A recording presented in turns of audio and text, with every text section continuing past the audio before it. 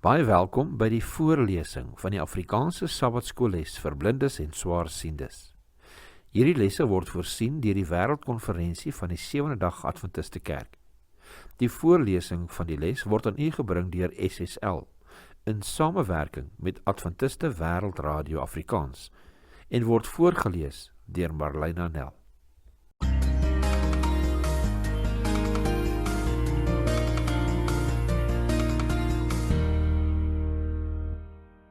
Dinsdag 30 Junie, die stad van Korinthe.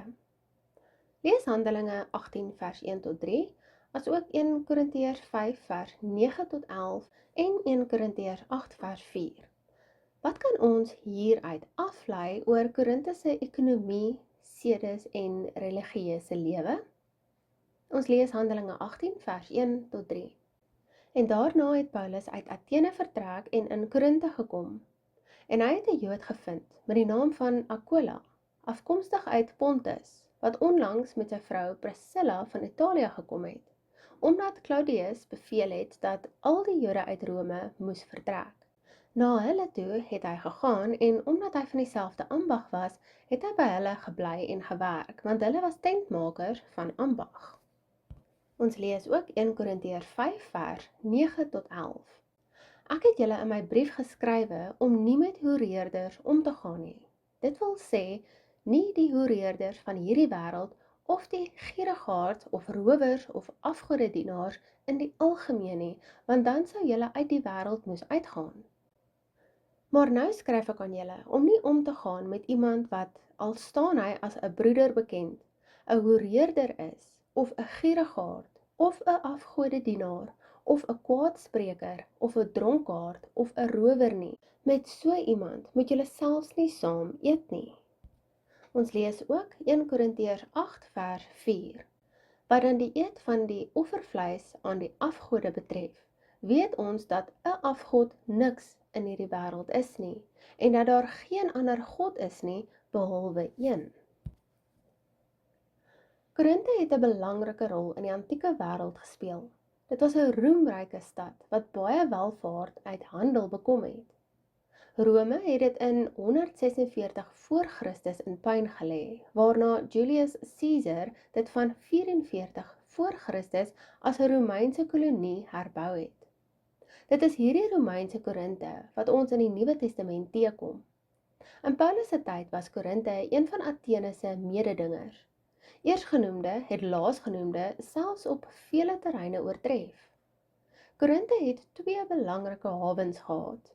Dit het die ontvangs en verskeping van goedere en derhalwe ook sy ontwikkeling as 'n handelsstad aangehelp. Paulus het juis Korinthe gekies omdat dit 'n belangrike en goed geleë plek was. Die volgende aanhaling lees ons uit Ellen G. White, Sketches from the Life of Paul in bladsy 99. Dit het die perfekte geleentheid vir die verkondiging van die evangelie geskep. Sodra Paulus in Korinthe gevestig was, sou die blye boodskap maklik aan die res van die wêreld verkondig kon word. Ellen G. White, Sketches from the Life of Paul, bladsy 99. Daarbenewens sou die florerende handel in Korinthe dit makliker vir Paulus maak om die pot aan die kook te hou deur tente te maak en te verkoop, terwyl hy die evangelie in daardie stad verkondig, soos gelees in Handelinge 18 vers 2 en 3. Sendingwerk in 'n groot en welvarende stad bring wel bepaalde uitdagings mee. Korinthe was bekend vir sy skaamtelose religieuse pluralisme en is sigbaar aan die tallose altare wat onder andere ter ere van gode soos Apollo, Athena en Afrodite opgerig is, en selfs vir die aanbidding van Egiptiese gode soos Serapis en Isis. Boonbehalwe die religieuse sirkus, was Korinthe ook bekend vir sy seksuele losbandigheid. Die Griekse aardrykskundige en geskiedskrywer Strabo sê dat die stad se Afrodite-tempel 'n 1000 prostituie vir daardie godin se aanbiddingsrituele gehad het.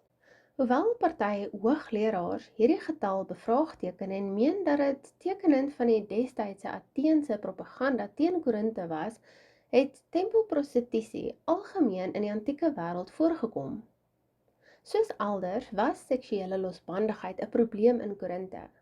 Afgoderry en losbandigheid was ongelukkig deel van die alledaagse lewe en verklaar waarom hierdie twee kwessies so sterk in die 1ste en 2de Korintiërs na tevore tree. In Paulus se sendingwerk in Korinte het hy met 'n losbandige en afgodsverende samelewing te kampe gehad. Watter uitdagings bespeer ons in die hedendaagse hoofstroomkultuur wat evangelisasie bemoeilik? Hoe kan ons dit oorkom? Hoe verskil Korinte en ons eie stede van mekaar indien enigsins?